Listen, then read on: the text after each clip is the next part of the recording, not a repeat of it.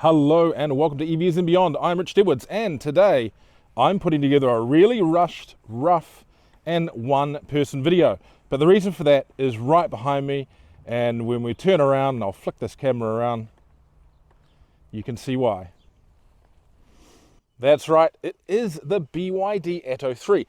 I cornered someone at the distributors at Atto and grabbed the keys for a very short period of time for what is the first New Zealand spec, very specific New Zealand spec, not Australian spec, BYD Atto 3 on the road. And wow, I've got to say, it looks just as impressive, or if not more impressive in person than I was expecting. Early impressions, just a stunning little car, slightly bigger than I thought. And the paint quality on this thing, we'll start from the outside, we'll walk around, is just amazing. No orange peel. This blue just absolutely sparkles in the sun, which is just coming up now. It is really cool. So let's walk through this just as we go. You can discover it with me together. So if we go up here first off, we have the charging point. So CCS Type 2. Now I have seen on paper the charging curve for this car. Well, they advertise 80 kilowatt DC charging for the car. It's actually closer to 89, and it has a fairly high curve, which I'll pop up on screen now. So really impressive for this car, far faster than what we're seeing out of the MGZS, but still behind some of the other European and Korean options, but still pretty darn good. Now, there is no frunk at this point, though I have heard word that maybe there might be an insert coming to provide for a small frunk there for the storage of items. If I go around the back, the boot, yes, it is electric, up and down. It's a fairly reasonable sized boot. It was just, it's not as big on paper as the MG, but it's still pretty good nonetheless. It's slightly shallower, slightly deeper. You've got a tyre repair kit under there and a box for your charging cable. Some nice little storage cubbies to the side. But I note there's no power points in the back here, or any tie downs really, which is probably a little bit annoying, but there is a handy light there. And let's put that down. Now, in person, the whole build your dreams thing in the back, which was a little bit controversial, you don't notice it. I think it actually looks really good, and it suits the car pretty darn well. One thing I note is the windows aren't particularly tinted, and something I found with my MG when we acquired that was that really did need to happen, so we'll see. Coming around to the front, got these LED headlights that look absolutely neat. And I might try and put a shot up of them on. And you've got all your cameras up there for the drive camera, the driver assistance features. There's a few more cameras dotted around the car. One under the wing mirror there. One on the boot. Down the bottom here. Just lots of cameras. And of course you do have access to that on the drive camera. Reversing sensors there too. Now, another little surprise that people may not have picked up in the spec is that you get a couple of options for getting in and using your BYD. So what we have here is, like a Tesla, is a card. And so you can actually unlock the car using an NFC point on the wing mirror here. The car's actually unlocked now, so it won't work. But that is one way you can do it, and then you can use the key card when you're inside, or you can use your key. So, but what I've been told is that you can go one way or the other. So you can go with the key card and use it to unlock and start the car, or the key to unlock and start the car. You can't mix and match. But there is also the option to unlock the car with your phone coming, though I'm not sure we're going to see quite the level of integration that we've seen from Tesla. But let's not forget that this car is $20-something thousand cheaper. So let's go and jump into the car and have a bit of a look around. So the first thing I'd say is the BYD feels a lot higher quality than I actually expected. You know, there's nice soft touch surfaces here. The seats feel lovely and soft. They are a synthetic leather. The whole muscle theme in here is actually, it's not as white as I'd seen in the Chinese reviews. And I think it looks a lot less striking in this more muted tone. It looks really nice and of really high quality. I wouldn't call it like a fake Alcantara. It's kind of just an interesting soft texture. The sides here are soft. The dashboard here is soft. Look, there are some plasticky surfaces, but nothing too dramatic. Down here, and this is one thing I think is going to be great for the BYD, you've got a lot of buttons here. We can control things, turn the fans on and off, your blind spot sensors, your controls for regeneration, driving mode, your traction controls. All this stuff is easily accessible down here, and a manual volume dial. I love that. You've got the big vents here. These do feel a little bit cheap and plasticky, but they look kind of cool. I think they're supposed to be dumbbells. They're up there as well. So yeah, so that's the front seats.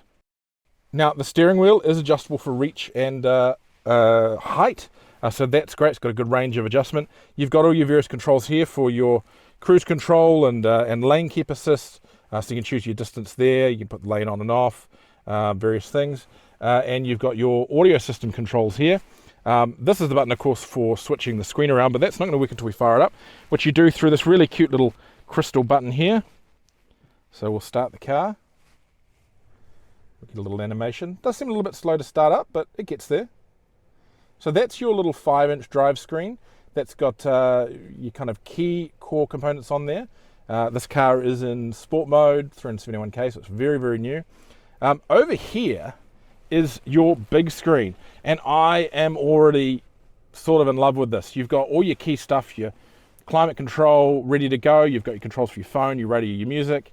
And then you've got more apps here. Now, you will be able to get more apps through an App Store kind of system when you get to it later on, when that comes available later on in the year.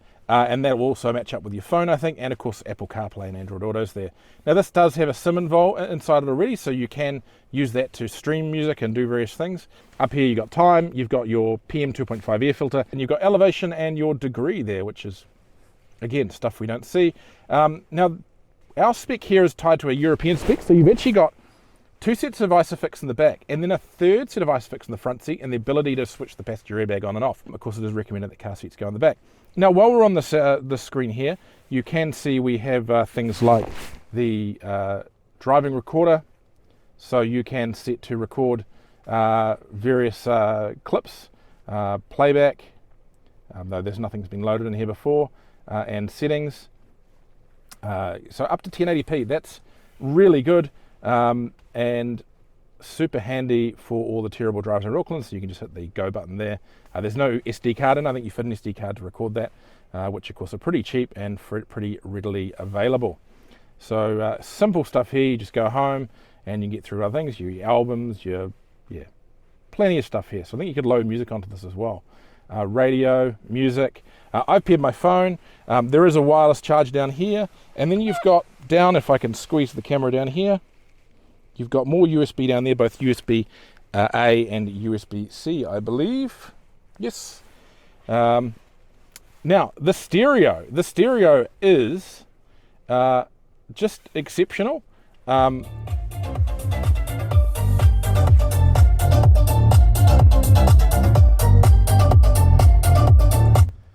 It is one of the best stereos I've ever heard in an entry-level vehicle. It's bassy, it's got lots of detail. I'm no expert, but it just sounds really good to me. And you've got a whole pile of settings you can change around here: live stage, loudness, you have full equalizer, sound fields, and so forth.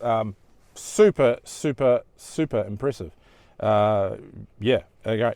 While we're over here, so this is the DI-Link system. So we've got all the details around the vehicle's driver assistance systems.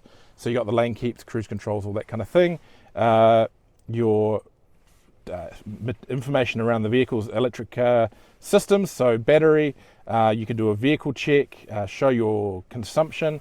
This car has done 15.6 kilowatts so far, which is impressive considering that this has been a test car, so it's probably being flogged quite hard. And yeah, vehicle settings and vehicle health. So you can set everything to a comfort or a sport. That'll be just responsiveness. You can set your lights. Of course, you've got the ability to change the color of the lights in this car. We're going to see it now. Auto fold mirrors, air conditioning systems. So economical, we've got the purification, door locks. You can set all the stuff. So it's not stuff you can often set up in entry-level vehicles. It's super impressive that this kind of stuff is included. And if I touch this, of course, it has the party trick. in that it can spin. So yeah, so this is all pretty cool so far. I think I quite like it in this vertical mode. That looks kind of neat.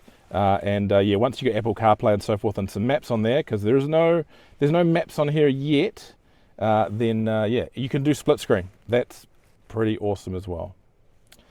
Okay, so that's the front. Now perhaps we should just have a little bit of a look at the back seat. So the back seat also has these crazy door handles with speakers in them and the functional strings as per the front doors. And then there's plenty of space back here. That front driver's seat is set for me. I'm a rather large 6-foot guy, and there's plenty of space. Now, it's not massive, but it's enough. You've got 3 headrests. You've got an armrest. Again, the MG doesn't have that, and that's something that's not all the time available in an entry-level car. Completely flat load floor, foot floor, which is amazing. And then USB A and C, and a nice little BYD design badge there. You've got nice door pockets. I think there's technically 3 pockets per side, so plenty of options for things. And also little nice reading lights and handles for the back passengers. And the huge sunroof, of course, goes all the way back there. Right, so let's take this BYD Atto for a drive. It's just a case of like a normal transmission, popping it, pulling it into back, foot on the brake, of course, and then you're off. Now, a little bit of surprise for Kiwi players. The indicators are on the right. So for those of you who aren't giant fans of having to have it on the left, like some European cars and so forth, they are in, I guess, the normal place for a New Zealand sold vehicle.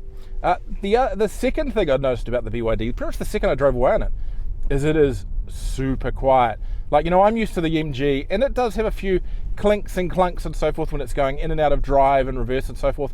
There is none of that in the BYD. It is super silky, super smooth, super quiet. Its ride is pretty good. It's a little bit firm, a little bit jiggly, but again, not in a bad way for a relatively entry-level EV like this. And I would suggest more comfortable on New Zealand roads than the Teslas that I'm used to driving. Just that little bit softer, and it doesn't feel like it's being hammered by the extra weight in the car. So that's really good. Look, I've only had a really small round town drive, but you know, those are some of my key takeaways so far. The brakes feel pretty good. The steering feels nice. It's not too light. You can vary that in the screen. And the getaway, I won't try it now because my camera will go flying, is pretty good. You know, this car has 150 kilowatts and I think 350 kilowatt newton meters of torque. That will normally make for a pretty quick getaway in a vehicle of about the 2-ton size, and it does that.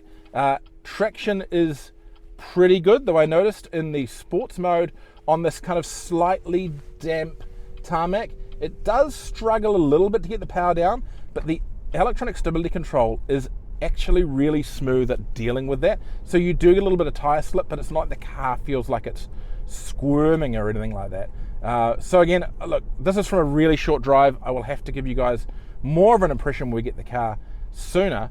But so far, as a city car, this just feels really, really good. Really impressive, and for what, you know, is a first effort out in a European market like this, if you ignore the taxis and stuff they put out there before, it feels far more mature than what I expected from the car. So look, that is my very quick experience in the BYD Atto 3. Thank you so much for watching. Don't forget to like and subscribe. As I said, we will have way more on this car because we have one coming. We have our BYD Atto 3. It is arriving at the end of this month, and I gather we're going to get it fairly quick on the road. We're one of the first to have one around, and we intend to do a lot of work in that car. We're going to do some long runs. We're going to live with it and see how it really does. So yeah, thanks for joining us, and look forward to your feedback and your comments below.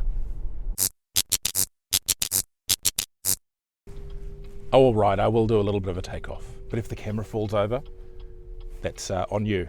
Ready?